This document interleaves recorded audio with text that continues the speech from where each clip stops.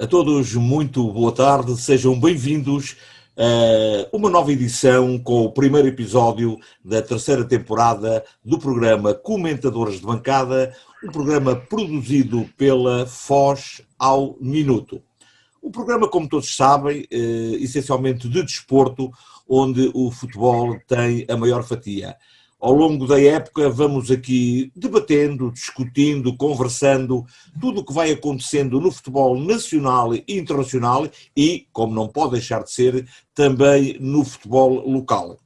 A produção deste programa é do nosso diretor Joel Filipe e ainda conta com a moderação de Rogério Neves e os comentários de José Leonardo, Gonçalo Oliveira, Fábio Silva, Paulo Pinto. Hoje não temos a presença do José Leonardo e do Paulo Pinto, mas apresento-vos desde já, uma presença muito curiosa do nosso novo comentador Fábio Silva, que está neste momento na Arábia Saudita, mas que não quis deixar de participar neste primeiro. Para ti, Fábio, em particular, já o nosso grande abraço por estares tão longe e tão disponibilizado para colaborares com este programa. Assim, hoje, dia 29 de setembro, vamos iniciar o nosso programa exatamente depois de anunciar o Fábio como nosso novo, com o Futebol Nacional. E o Futebol Nacional, que ainda agora, como se costuma dizer, a procissão vai no adro, vamos falar de uma coisa que ainda vai estar muito em equação até ao próximo dia 6 de outubro. Refiro-me ao mercado de transferências que fechará no dia 6 de outubro. Os principais clubes parecem já ter os seus plantéis completos, ainda estão num regime de experiência de poder vir a completar com um ou outro e digo-vos-ei que este ano o mercado foi um mercado mais poupadinho do que em outros anos, muito devido à atual pandemia e a políticas de contenção em alguns clubes.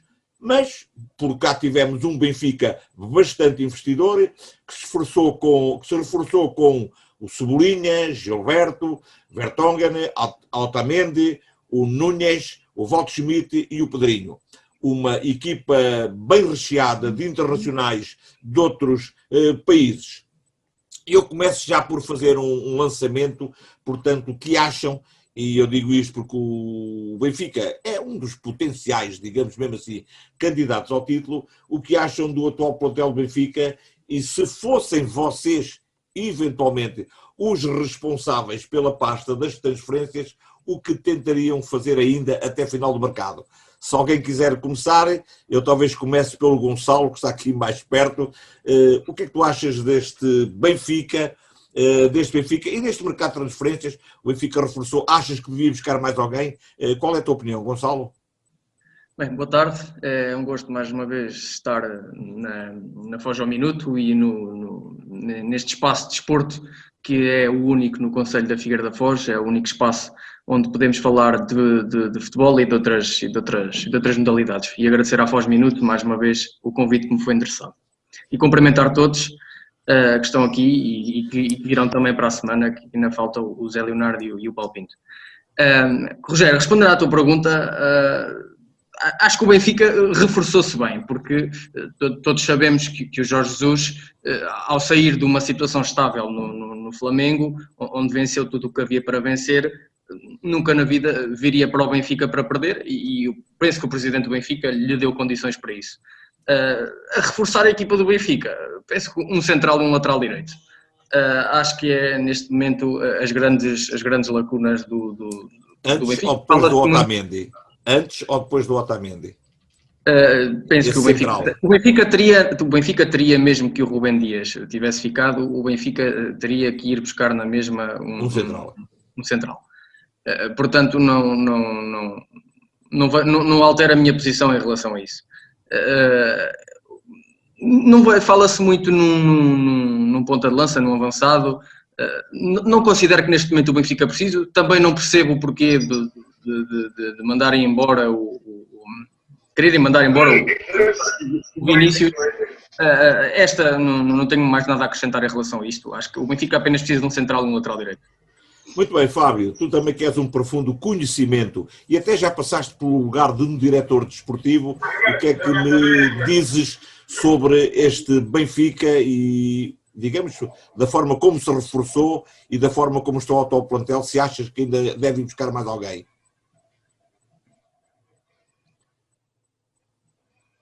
Então, ora, boa tarde, pessoal. O Benfica reforçou-se muito bem com grandes internacionais, que é uma verdade. Gosto muito daquele Valls, acho que é um belíssimo jogador. Acho que é uma das grandes figuras deste campeonato, por acaso, daquilo que eu vejo nele.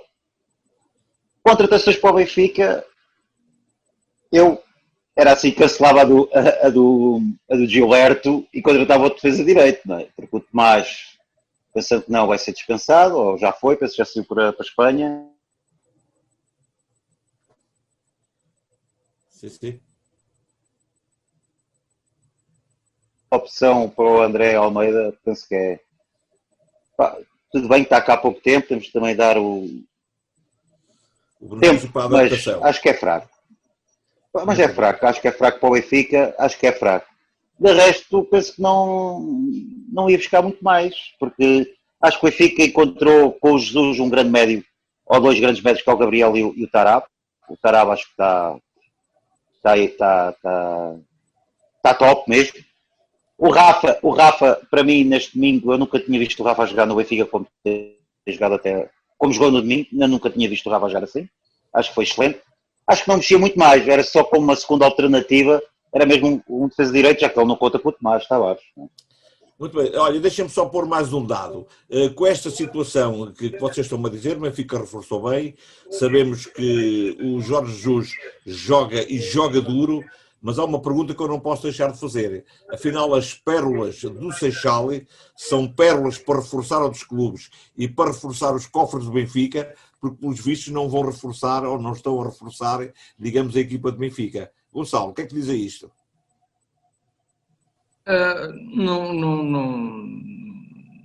Pode repetir a pergunta, Rogério? Estava eu a dizer que as chamadas pérolas do Seixal, que neste momento estão a reforçar outras equipas e provavelmente estão a reforçar os cofres do Benfica, mas não estão a reforçar a equipa do Benfica. E um projeto que o Luís Filipe Vieira tinha, que era as pérolas do Seixal, neste momento parece que está extinto, porque das pérolas do Seixal, acho que saiu ontem a última, que era o Rubem Dias. Portanto, como é que tu vês esta, eu não direi dispensa, mas este desistir de alguns jogadores feitos na cantera do Seixal? Mas o Luís Filipe Vieira cumpriu o que disse, até à época passada. O Benfica teve uma situação muito má em termos de resultados à época passada, como todos vimos, e foi necessário mudar a estratégia. Não vejo mal nisso. Toda a gente saberia. Há uma mudança de estratégia no, há uma mudança de estratégia no projeto. No sim. Com o é Jorge a tua maneira Jesus, de ver, ok. Com o Jorge Jesus, uma aposta essencialmente na continuidade do que ele fez no Benfica com a contratação de jogadores internacionais e uma menor aposta no Seixal. A questão do Rubem Dias. O Rubem Dias não era para vender.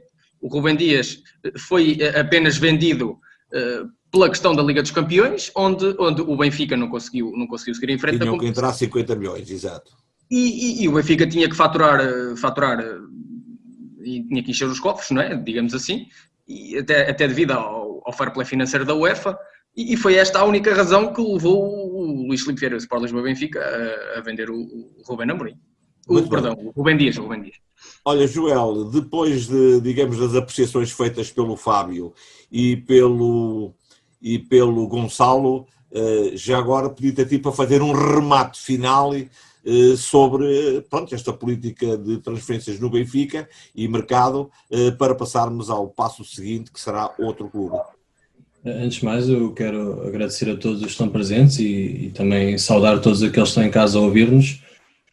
Em relação à política do Benfica, acho que está a fazer um mercado de transferências fortíssimo, como se calhar já desde 2009 ou 2010 por aí, que não se via o Benfica aparecer com tantas caras novas e caras novas que algumas delas vão pegar destaca no 11, não é aqueles reforços que vão ser emprestados ao fim de um ano ou dois. Estamos a falar de jogadores investimento caro e investimento seguro. O Benfica, acho que mesmo assim ainda precisa de um defesa central. porque tem 3 defesas centrais já com uma certa idade e o Ferro já se percebeu que não conta, até, nem me admira que o Ferro seja emprestado até ao último dia de mercado, portanto acho que o Benfica ainda vai buscar um quarto central acreditando que o Ferro possa sair. E o quarto central aí, portanto, poderá ser um jogador como o Ruben Semedo, que já se falou muito, ou o Lucas Veríssimo, mas acredita-se que seja essa a posição. Em relação ao ponta de lança, estou muito curioso para ver se o Gonçalo Ramos vai ter oportunidade na equipa, porque há pouco o Rogério falou do Seixal e o Gonçalo Ramos é claramente uma das pérolas que pode sair do Seixal assim que tiver a sua oportunidade. Aliás, ele teve o ano passado, marcou 2 golos em 5 minutos, marcou o dobro dos golos do Fábio Silva, do Porto, portanto acabou por ser um ponta de lança em idade muito tenra, a mostrar que tem qualidade para jogar na equipa principal.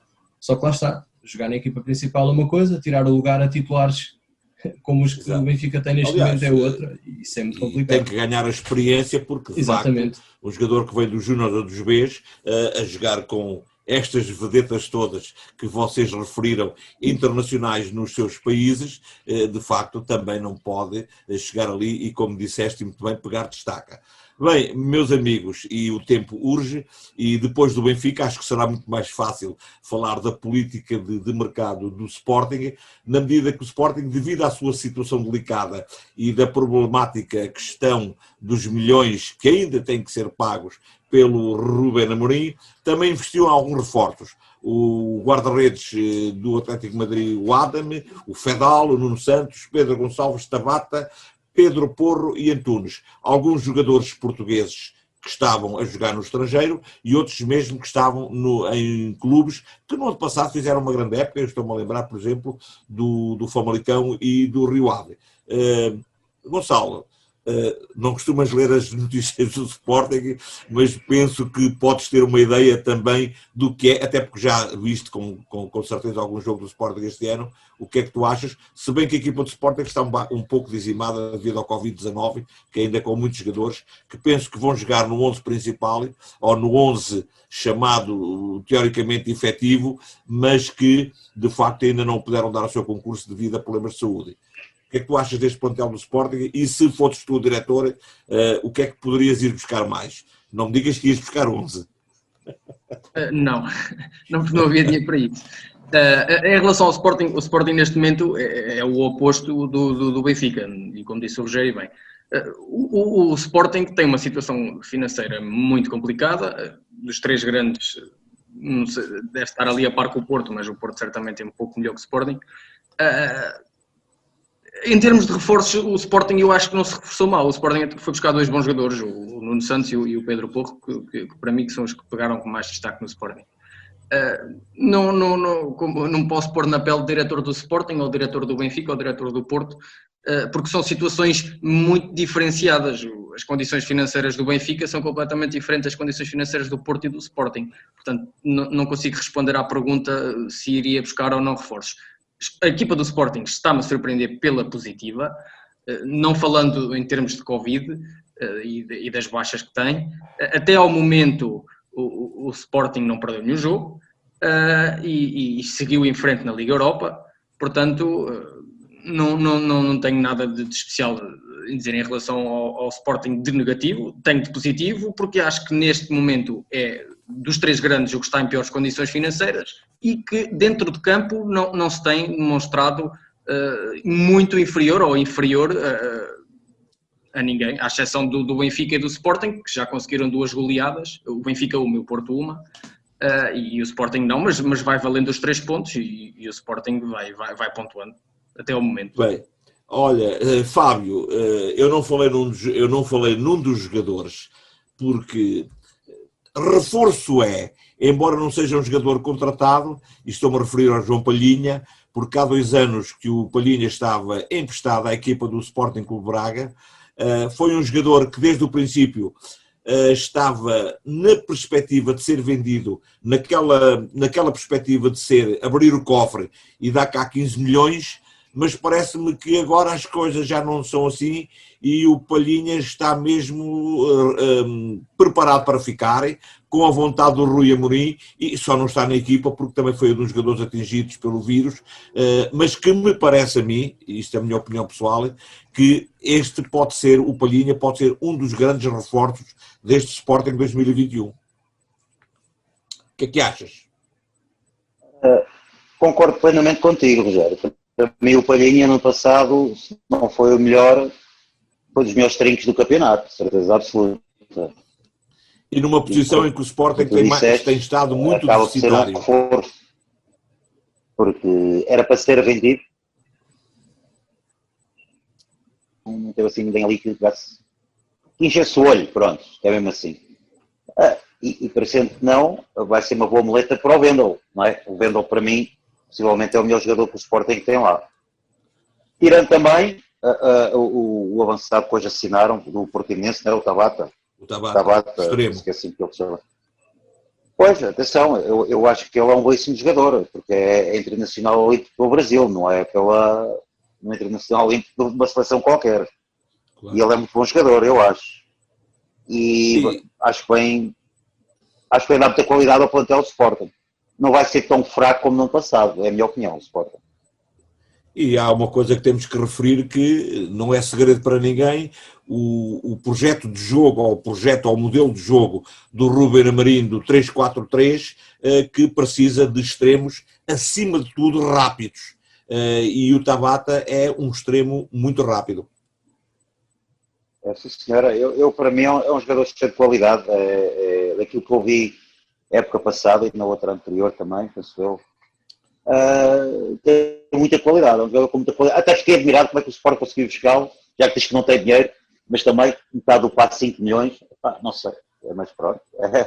É um belíssimo jogador. Se fosse o Benfica, pediam 20 milhões, mas pronto, não, tal coisa. Não? Segundo rezam as más línguas, uma parcela de 5 milhões que vai chegar dentro de dias do Manchester, devido, portanto, aos objetivos cumpridos do Bruno Fernandes, podem ser esses 5 milhões que paguem os 5 milhões ao Portimonense.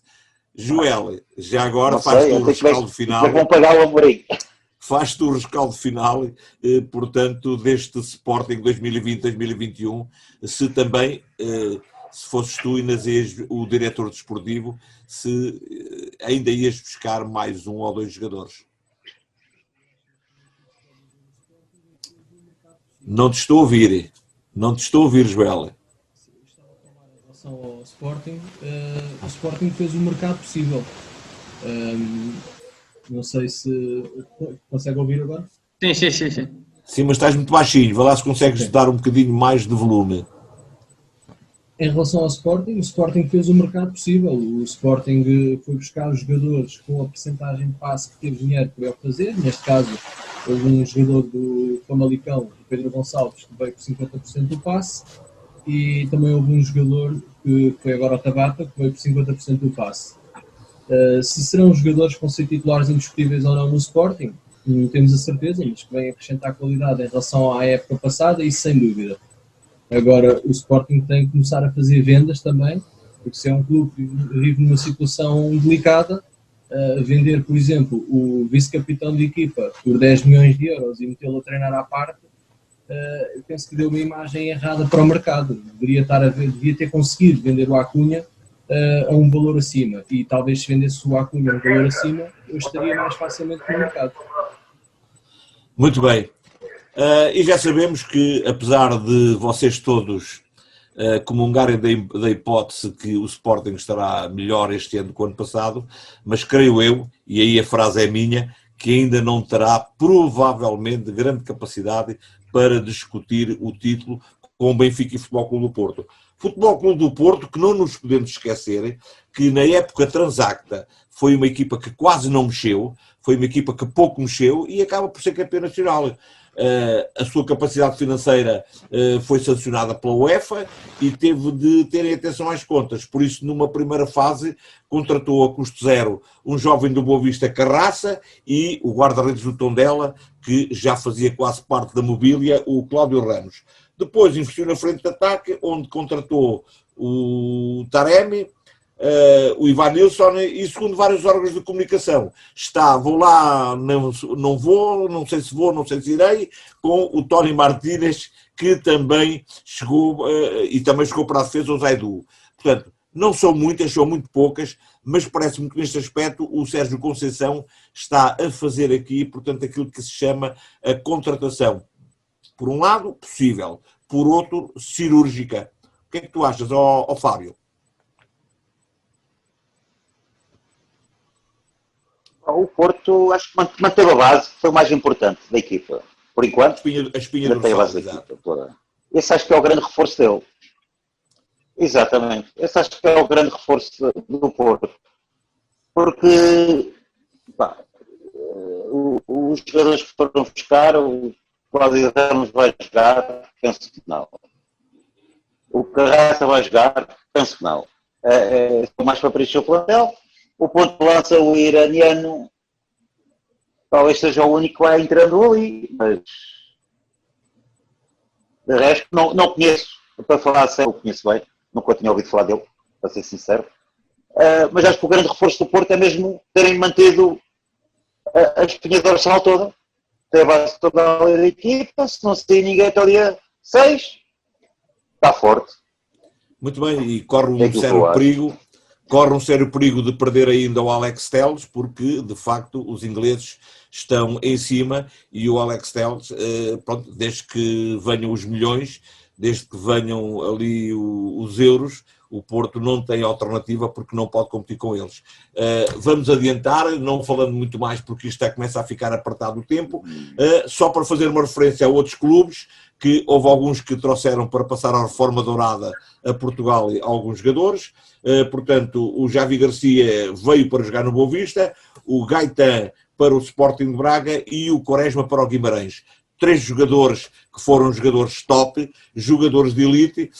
Vamos ver se conseguem fazer das equipas onde estão, com a sua experiência, com o seu valor, fazer, digamos, aquilo que às vezes são os outsiders para o campeonato, como foi, por exemplo, no passado o Famalicão, que, quer queremos, quer não, para mim foi uma das surpresas do campeonato, quando vinha da segunda Liga, fez um campeonato belíssimo, mordeu sempre os calcanhares aos clubes da Europa e assim foi. Portanto, isto quero dizer que vamos muito rapidamente também fazer uma antevisão à próxima jornada, que vai ter os seguintes jogos: Moreirense, Boa Vista, Vitória de Guimarães, Passos de Ferreira, Santa Clara, Gil Vicente, Futebol Clube do Porto, Marítimo, Tondela, Sporting Clube Braga, Nacional, Belenenses, Benfica, Farense, Famalicão, Rio Ave e Portimonense, Sporting. Parece-me que o Benfica vai ter mais uma jornada em casa perante um recém-chegado, portanto, à primeira divisão, que é o caso do Farense, que também não está a fazer o início de campeonato muito condizente. O Futebol Clube do Porto recebe um Marítimo que é sempre uma equipa tradicionalmente diferente, e o Sporting, que costuma passar as passas do Algarve em Portimão. Vamos ver como é que sai desta forma, porque ainda não sabemos como é que está, digamos, esta compilação de jogadores da equipa do Sporting face às decisões da Direção-Geral de Segurança. Portanto, eu convidava já o Fábio para dar uma panorâmica sobre o que vai ser para ele o Benfica Farense. Será aquele jogo de favas contadas? Favas contadas nunca são, mas acho que o Farense é uma equipa mais fraca do que o Moreirense, e com não estou a ver o Farense a criar dificuldades, sinceramente. De qualquer das formas, Gonçalo... É que o primeiro entre. Eu penso que se o primeiro entrar, vai ser fácil. Pois. Não te esqueças de, Gonçalo, que há vezes estas equipas, como diz, pequenas, que vão à luz, normalmente naquela história do perder por pouco, levam o autocarro com eles e depois é como diz o Fábio, até entrar o primeiro, se é que ele entra, é sempre um monte de dificuldades. Mas confias nesta armada brasileira e alemã do Benfica. Gonçalo, contigo. Sim, pensei que também não estava a falar com o Fábio. Sim, confirmo plenamente o que o Rogério acabou de dizer. penso que o Farense não vai criar grandes problemas ao Benfica. Eu vi o jogo do Moreirense com o Farense, que até quem marcou um dos golos foi o Pedro Nuno aqui da Figueira. Não acho que o Farense tenha grande poderio para fazer frente ao Benfica, muito menos no Estádio da Luz. Acho que vai ser, como o Rogério e como o Fábio disseram, acho que o que custa vai ser realmente mesmo o primeiro, porque estas equipas, quando defrontam os 3 grandes, não é a mesma coisa que defrontar o Moreirense, o Tondela ou o Belenenses, não é? Tem outro tipo de argumentos. Olha, Joel, já agora, e o tempo começa a ficar curto, chuta tu, portanto, com as tuas perspectivas para o Porto Marítimo e já agora também para o Portimonense Sporting. Achas que daqui pode vir alguma surpresa de algum destes 2 jogos? Pode vir uma surpresa do jogo do Sporting. Agora, do jogo do Porto, eu penso que é exatamente como é o jogo do Benfica. A equipa da casa só custará a marcar o primeiro, porque a partir do primeiro poderá vir uma goleada, tanto no jogo do Benfica como no jogo do Porto. Porque acho que o Marítimo, ainda por cima treinado pelo Rival, que é um treinador que costuma ter equipas muito defensivas, vai entrar no Estádio do Dragão para tentar empatar. Para tentar no máximo ganhar num contra-ataque. Nunca ficará aos 2 anos. Em relação ao Sporting, penso que o Sporting irá vencer com maior ou menor dificuldade, mas não me surpreendia que o Portimonense conseguisse arrancar pontos ao Sporting. Neste caso, ainda bem para o Sporting que contratou o Tabati, porque seria um jogador muito importante para o ataque do Portimonense. Muito bem, olha, eu estou a ouvir-te com muita dificuldade, não sei se há algum problema de som que possas aumentar o volume, mas eu não sei se os nossos ouvintes estão, digamos, a ouvir-te bem. Eu, pelo menos, estou a ouvir-te muito mal, com grande dificuldade.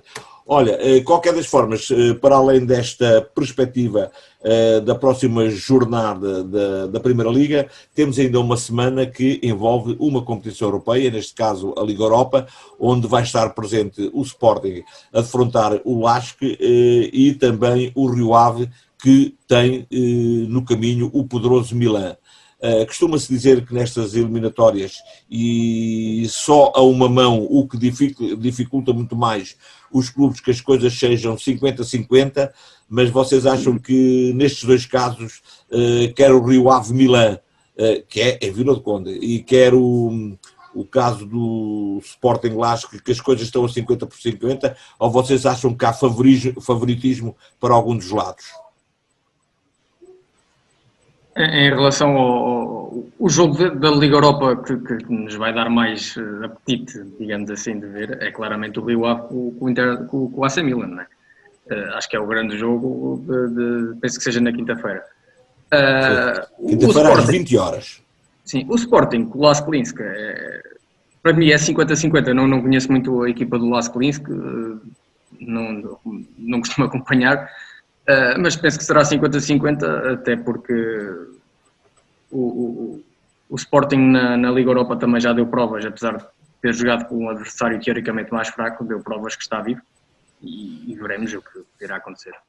O Lask Linsk, que na primeira eliminatória ganhou 7-0, neste momento segue em 3º lugar no campeonato do seu país e que na última jornada venceu o seu adversário por 3-1. Portanto, não vai ser, com certeza, pera doce para a equipa do Sporting.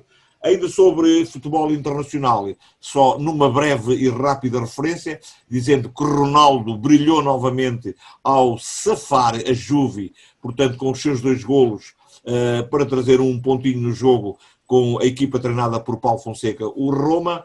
João Félix e Diogo Jota também molharam a sopa e provaram e querem provar que as suas contratações foram boas ações e atitudes dos seus clubes, dos seus atuais clubes, portanto, que se evidenciaram nesta última jornada.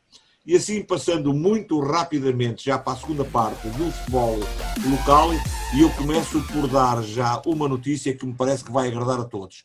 Parece que que se iniciaram hoje as obras de requalificação do Estádio Municipal José Bento Pessoa, pois já hoje foram avistadas alguns veículos a fazer a limpeza de ervas e outras coisas mais que eu não sei, o que prova que há gente a trabalhar dentro do Estádio Municipal José Bento Pessoa, e nós saudamos esta atitude e decisão, porque de facto é tempo de se acabar com aquele cartão negativo da cidade.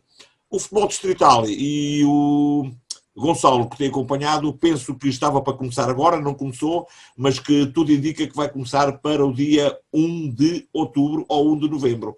1 de novembro. Como é que é, Gonçalo? Sabes alguma coisa que nos possas informar? Rogério, segundo as últimas informações que tenho, a possibilidade de começar no dia 1 de novembro é também 50-50, porque há muitos clubes do Distrito de Coimbra que não estão de acordo. Uns estão, outros não estão. Por exemplo, o Campeonato Distrital de Aveiro iniciou, o Campeonato Distrital de Aveiro começou, não faz sentido nenhum estarem parados, outros a regressar, mas para mim o mais importante do que isso, que é o que dá sustentabilidade aos clubes, é o futebol formação. O futebol formação ainda não teve, nem nacional nem distrital, autorização para começar, e é isto que neste momento me preocupa mais. Olha, Gonçalo, tu que estás bastante ligado ao futebol de formação, há uma questão que é isto. Sabemos que muitas das vezes é o futebol de formação que, isto é um paradoxo curioso, que é o futebol de formação que é a sustentação, por vezes, do futebol sénior. Se bem que o futebol sénior tem alguns patrocínios, mas as escolas providenciam algum dinheiro. Isto, portanto, ao não haver público, não poderem funcionar os bares que os clubes normalmente têm, que é outra forma, achas que isto está a dificultar muito mais, portanto, a prática do futebol nos clubes, especialmente a distrital? E eu não digo, até porque, salvo erro, há 22 clubes do Campeonato de Portugal que estão em riscos de desistir.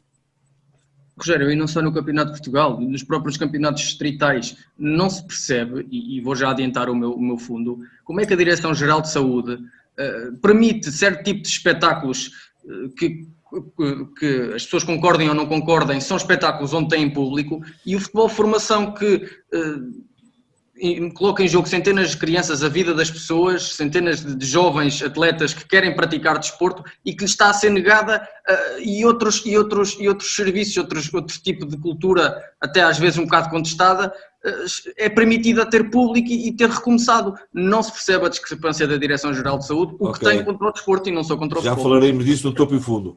Olha, Fábio, tu que és um homem da margem sul do Mondego e apesar de estares muito longe, estás neste momento na Arábia, mas deves ter conhecimento que esta semana foi assinado o protocolo, portanto, entre a Câmara Municipal e o Grupo Desportivo da Cova Gala, onde tu já presidiste a sua direção, para que comecem rapidamente, ou ainda este ano, as obras de requalificação do Parque de Jogos do Cabedelo.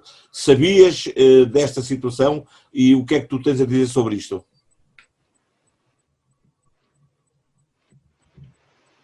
Sim, sabia. Eu mesmo estando um bocadinho afastado do futebol,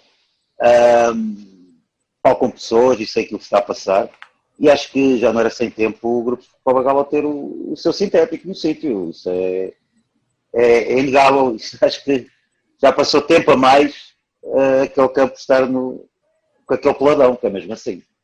Já devia ter sido há uns bons anos isto, por acaso. O protocolo já foi assinado. Olha, e já agora só uma coisa sobre o futebol distrital. Eu só para dar a minha opinião sobre o futebol distrital, assim muito rápido. Eu acho, e é a minha opinião, que não devia haver nada. Isto sou sincero com tudo. E acho que não vai haver antes do começo de 2021. Mas isto é a minha opinião. Sim. Muito bem. Ok. Joel, remata tu, portanto, esta parte do futebol distrital, que também de alguma certa maneira vais acompanhar, e já agora esta situação que o Gonçalo falou, que penso que é bastante pertinente e que é falada por muitos, que é determinado tipo de espetáculos e outros eventos serem, portanto, realizados com público e o futebol no caso. Embora eles continuem a dizer que acham que é no futebol que há maior risco, também não percebo porquê, já agora também gostaria de saber a tua opinião. Eu vou aproveitar e vou já saltar para o topo e fundo, porque o meu topo e fundo é precisamente sobre isto. Então dá-me só 2 minutos, que é só para fazer uma referência e vamos já ao topo e fundo.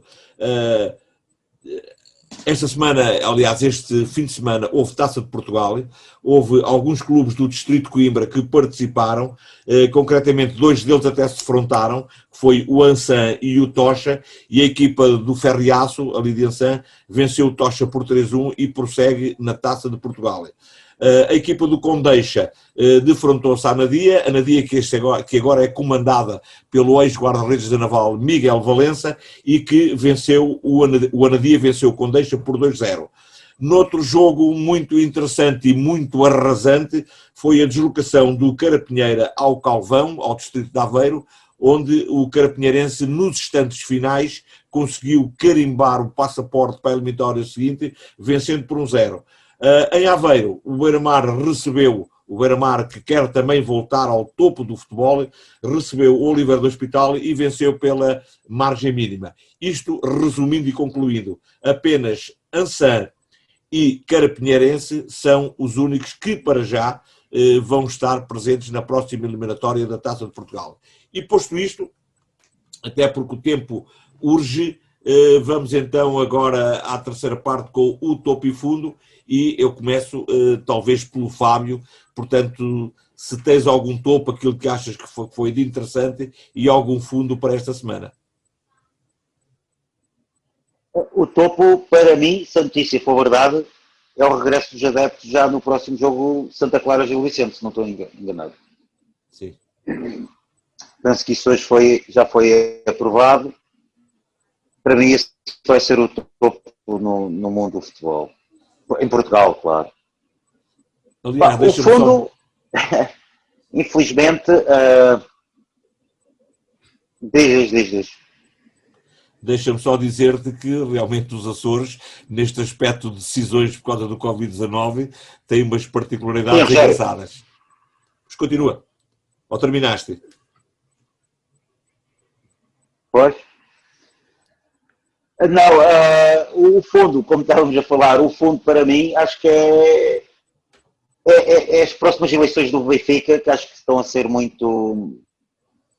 Como é que é de falar? Estão a ouvir coisas lá de cima sobre o atual presidente do Benfica, que acho que também não deixa bem o Benfica, não é? O nome da instituição. Além de eu apoiar o Luís Filipe Vieira, para continuar, mas pois. acho que para mim é o fundo que alguém serve, ok. Muito bem. Olha, Gonçalo, tu que é um bocado deste o pontapé de saída, diz-me então para ti, muito rapidamente, que está a ficar curto, o teu topo e o teu fundo. Começas por...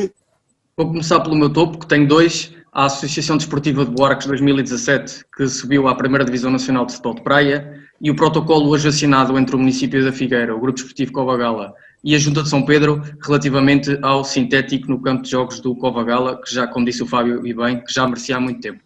O meu fundo é a Direção-Geral de Saúde, pela discrepância enorme que existe entre o futebol e outras atividades que englobam o público, nomeadamente a tauromaquia, em que não vou discutir se gostam ou não gostam, é uma opinião pessoal, e noutro tipo de eventos políticos, como congressos e manifestações que tenham ocorrido ao longo deste tempo, que é permitido, e o futebol, que engloba centenas de jovens, o bem-estar das pessoas, não é permitido, e penso que a Direção-Geral de Saúde tem estado muito mal, e é a minha nota negativa. Muito bem. Joel, já agora chuta tudo aí, portanto, o teu topo e fundo. O meu topo e o meu fundo, porque era exatamente isto que eu ia dizer. Ia dar os parabéns ao Grupo Desportivo Covagala pelo sintético, que já vem com 40 anos de atraso, mas finalmente veio.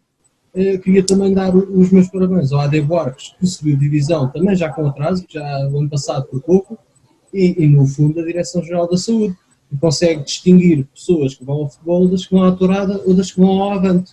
Portanto, não consigo perceber, para mim as pessoas são todas iguais, portanto os critérios também deveriam ser. Bem, e chegamos ao fim do nosso programa, este primeiro episódio da terceira temporada do Comentadores de Bancada. Hoje estaremos cá porque é a nossa vontade de fazer um programa semanal de análise ao desporto.